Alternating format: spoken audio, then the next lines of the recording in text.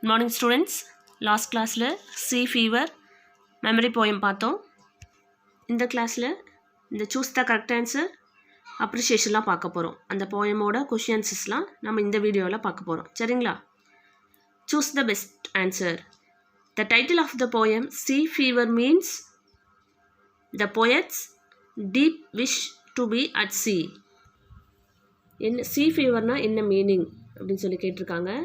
இந்த போய்ட் வந்து என்ன சொல்கிறாரு அப்படின்னா, நான் ரொம்ப ஆழமாக கடலோட ஆழத்துக்கு நான் போகணும் அப்படிங்கிறது தான் சீ ஃபீவரோட meaning. The poet asks for a tall ship. அவர் என்ன கேட்குறாரு, எனக்கு ஒரு பெரிய ஷிப் வேணும் அப்படின்னு சொல்லி கேட்குறாரு. த poet wants to lead a life at see like. சீல அவர் எந்த மாதிரி வந்து லைஃப் வேணும் அப்படின்னு சொல்லி கேட்குறாரு அப்படின்னா, த கல்ஸ் அண்ட் வேல்ஸ். கல்ஸ் மாதிரியும் வேல்ஸ் மாதிரியும் எனக்கு ஒரு லைஃப் வந்து சீல வேணும் அப்படின்னு சொல்லி கேட்குறாரு. 3 சூஸ் த கரெக்ட் ஆன்சர் இருக்குது. அடுத்து நம்ம பார்க்க போகிறது appreciation. Read the lines and answer the questions. ஓகேங்களா? அப்ரிஷியேஷன் பார்க்கலாம். I must go down to the sea again, to the lonely sea and the sky. Where does the poet want to go. அந்த ஒரு line கொடுத்துட்டாங்க. அந்த line இருக்கக்கூடிய question. Poet வந்து எங்கே போக விருப்பப்படுறாரு. The poet wants to go to the lonely sea and the sky. எங்கே போகணும்னு ஆசைப்படுறாரு? லோன்லி sea, யாருமே இல்லாத அந்த சீக்கு, அண்ட் த ஸ்கை. ஓகேங்களா? அந்த ஸ்கையும் லோன்லியாக இருக்கக்கூடிய அந்த சீக்கும் அவர் போகணும்னு ஆசைப்படுறாரு. அந்த wheel's kick and the wind song and the white sails shaking. What according to the poet are the pleasures of sailing. Sailing அப்படின்னா அதாவது கடல் பயணம் அவர் இது பண்ணும்போது அவருக்கு என்னென்ன ப்ளஸர் அப்படின்னா இன்பங்கள் தேவைப்படுது. அவர் எதெல்லாம் இருக்கணும்னு ஆசைப்படுறாரு. அவர் வந்து சீல போய் பயணம் பண்ணும்போது அவருக்கு எதெல்லாம் வேணும்னு ஆசைப்படுறாரு அப்படின்னா, ஹியரிங் த வீல்ஸ் கிக், அந்த வீல்ஸோட kick. Hearing the wind song, காற்றோட அந்த சத்தம் வந்து அவருக்கு சாங்கு மாதிரி இருக்குது. And feeling the white sails shaking, அந்த ஒயிட் ஷேல் வந்து ஷேக் ஆகிறத பார்க்கணும். Are the pleasures of sailing, இது எல்லாமே அவருடைய கடற்பயணம் செய்யும்போது இது எல்லாமே எனக்கு வேணும், இதுதான் என்னோட இன்பம், அதாவது என்னுடைய சந்தோஷம் அப்படின்னு சொல்லி சொல்கிறாரு. And all I ask is a windy day with the white clouds flying. Why does the poet ask for a windy day. ஏன் வந்து போயிட் வந்து விண்டி டேவை கேட்குறாரு. நல்லா காற்றெடுக்கக்கூடிய அந்த ஒரு டேவாக இருக்கணும், அப்போ தான் நான் வந்து கடலில் நான் சீலங்க நான் போயிட்டுருக்கணும் அப்படின்னு சொல்லி ஏன் விருப்பப்படுறாரு அப்படின்னா, அந்த விண்டி டே த ஒயிட் கிளவுட்ஸ் ஃப்ளை. அந்த விண்டி டே காற்று நல்லா பலமாக அடிக்கும் போது என்னாகும் அப்படின்னா, அந்த ஒயிட் கிளவுட்ஸ் வந்து என்னாகும்னா அப்படியே பறக்கும். ஸ்பியூம் இஸ் ப்ளூன். இந்த ஸ்பியூம் அது தெரிக்கும்னு சொன்னேன் இல்லையா, அந்த நுரை மாதிரி இருக்கும் இல்லையா. ஸ்பியூம் அப்படின்னா வெள்ளை நுரை. அந்த வெள்ளை நுரை வந்துட்டு என்னாகும் அப்படின்னா அப்படியே பறக்கும். அதை பார்க்குறதுக்காக த சி கல்ஸ் க்ரை. அந்த டைமிங்கில் என்னாகும் அப்படின்னா அந்த கடற்பறவை வந்து என்னாகும், சவுண்டு போடும். அது க்ரை அப்படிங்கிறது சவுண்ட் கொடுக்கும் அது. So the poet wants windy day when he is in the C. இது எல்லாமே அந்த ஃபீல் எல்லாமே அவருக்கு கிடைக்கணும் அப்படின்றதுக்காக தான், இது எல்லாமே அவர் பார்க்கணும் அப்படின்றதுக்காக தான் அவர் வந்து விண்டி டேவை கேட்குறாரு. And all I ask is a merry on from a laughing fellow rover. What kind of human company does the poet want? எந்த மாதிரி கம்பெனி அவருக்கு கூட வேணும் அப்படின்னு சொல்லி கேட்குறாருன்னா, the poet wants to hear a merry imaginary story from a fellow wanderer. The poet wants to get the company of a fellow rover. அதாவது மெரி அப்படின்னா ரொம்ப மகிழ்ச்சியாக இருக்கணும். நான் கூட வரக்கூடியவர் வந்துட்டு என்னை வந்து ரொம்ப மகிழ்ச்சியாக வச்சுக்கணும். அவர் வந்து நிறைய இமேஜினரி ஸ்டோரிலாம் நிறைய சொல்கிறவராக இருக்கணும். அந்த மாதிரி ஒரு ஃபெல்லோ ரோவர் தான் நான் வந்து கேட்குறேன். அதாவது ரோவர் அப்படின்னா, ரோவர்ஸ் அப்படின்னா அலைந்து திரியிறது.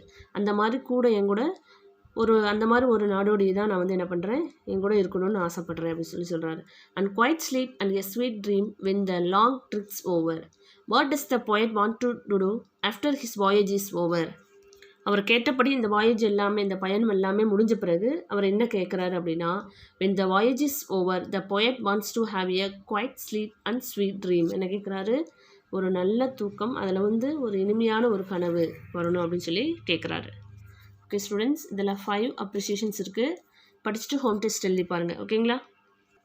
அடுத்து நம்ம பார்க்க போகிறது இந்த போயமில் இருக்கக்கூடிய ஃபிகர்ஸ் ஆஃப் ஸ்பீச். என்னது? Figures of speech. Figures of speech அப்படின்னா என்னென்னா rhyming words, simile, metaphor, personification, alliteration, இந்த மாதிரி போயமில் இருக்கக்கூடிய விஷயங்களை சொல்கிறது தான் ஃபிகர்ஸ் ஆஃப் ஸ்பீச். ஓகேங்களா? போயம் அப்ரிசியேஷன்னு சொல்லலாம். ஓகே, ரைமிங் வேர்ட்ஸ் நம்ம பார்க்கலாம். அதை வந்து நம்ம போயம் நடத்தும் போதே பார்த்துட்டோம். fill in the blanks with correct rhyming words from the poem. Sky, by, knife, life, rover, over. இது எல்லாமே என்னது? இந்த போயமில் இருக்கக்கூடிய rhyming words. What the line that has been repeated in the poem. எந்த லைன் வந்து அந்த போயமில் ரிப்பீட்டடாக இருக்குது அப்படின்னா I must go down to the seas again. இந்த லைன் வந்து ரிப்பீட்டடாக அந்த போயமில் இருக்கும். Write the poetic device which is used in the line below. இந்த லைனில் என்ன வந்து poetic device இருக்குது, என்ன figure of speech இருக்குன்னு கேட்டிருக்காங்க. And a grey mist on the sea's face. இங்கே வந்து என்ன கொடுத்துருக்காங்க? மெட்டஃபர் இஸ் த poetic டிவைஸ்னு கொடுத்துருக்காங்க. ஓகேவா? மெட்டஃபர்னா என்ன அண்ட் சிமிலினா என்னன்னு பார்க்கலாமா? அடுத்ததில் பாருங்கள். What poetic device is used for the comparison in the below line. இதில் வந்துட்டு where the wind's like a whetted knife life simile is the comparison. இதில் வந்து மெட்டஃபர் சிமிலின்னு கொடுத்துருக்காங்க. அப்படின்னா உங்களுக்கு என்னென்னு தெரியுமா? ஆல்ரெடி சொல்லியிருந்தாலும் சரி, நான் இப்போ ஒரு டைம் சொல்லிடுறேன். ஓகே, சிமிலி அப்படின்னா ஆஸ் லைக் டைரெக்டாக வந்திருக்கும் அந்த லைனில். ஓகேங்களா? அதாவது சிமிலி அப்படின்னா டைரக்ட் கம்பேரிசன். சிமிலி அப்படின்னா என்னது? Direct comparison. ஆஸும் லைக்கும் யூஸ் பண்ணி நம்ம வந்து டைரெக்டாக கம்பேர் பண்ணுறது. ஓகேங்களா? சிமிலினா என்னது? அந்த லைனில் கொடுத்துருக்குற லைனில் லைக்கோ இல்லைனா ஆஸ் வந்து டைரெக்டாக வந்திருக்கும். டைரெக்டாக வந்து நம்ம டைரக்ட் கம்பேரிசன் இருந்தால் அது வந்துட்டு சிமிலி. இப்போ பாருங்கள். Where the wind's like a whetted life. அந்த வின்ஸ்னால் என்னது? அந்த காற்று வந்து எப்படி இருக்குது அப்படின்னா வெட்டட் லைஃப். இங்கே பாருங்கள். நைஃப் லைஃப், கத்தி வாழ்க்கை. அதாவது என்ன சொல்கிறது? அந்த காற்றுல வந்துட்டு அங்கே போய் பயணம் பண்ணுறது வந்து அதாவது என்ன சொல்கிறது? கழுத்தில் கத்தி வச்சிருக்கிற மாதிரி அப்படின்னு சொல்கிறாங்க. அதை போல் அதாவது வெட்டட் அப்படின்னா நல்லா கூர்மையாக தீட்டப்பட்ட கத்தி போல் இருக்குது. அந்த காற்றோட இது வந்து அந்த காற்று வந்து எது போல் இருக்குது அப்படின்னா கூர்மையாக தீட்டக்கூடிய அந்த கத்தி போல் முனையாக இருக்குது, ஷார்ப்பாக இருக்குது அப்படின்னு சொல்கிறாங்க. ஓகேவா?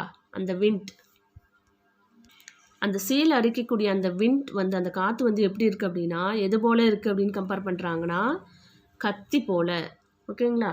கத்தி போல் கூர்மையாக இருக்கக்கூடிய அந்த லைஃப் அது கூட கம்பேர் பண்ணுறாங்க. இது வந்து direct comparison. So simile is the comparison. புரிஞ்சா? இப்போ சிமிலினா என்ன? ஆஸ் லைக் டைரக்டாக வெளிப்படையாக வந்து டைரக்ட் கம்பேரிசன் இருந்து அது வந்து சிமிலி. ஓகேங்களா? For example, she dances like a peacock. அவள் பீகாக் அதாவது பீகாக் மாதிரி டான்ஸ் ஆடுறா, பீகாக் போல் மயில் போல் டான்ஸ் ஆடுறா அப்படின்னு சொல்கிறது. He is as cold as ice. அவன் வந்து ஐஸ் மாதிரி இருக்கான், அவனை தொட்டால் அப்படியே ஜில்லுன்னு இருக்குது. இதில் வந்து என்ன வந்திருக்கு? ஆஸ் வந்திருக்கு. ஆஸும் லைக்கும் வெளிப்படையாக வந்து டைரக்ட் கம்பேரிசன் இருந்தால் அது வந்து சிமிலி. அடுத்து நம்ம பார்க்க போகிறது மெட்டஃபர். மெட்டஃபர் அப்படின்னா இன்டைரக்ட் கம்பேரிசன். மெட்டஃபர் அப்படின்னா என்னது? Indirect comparison.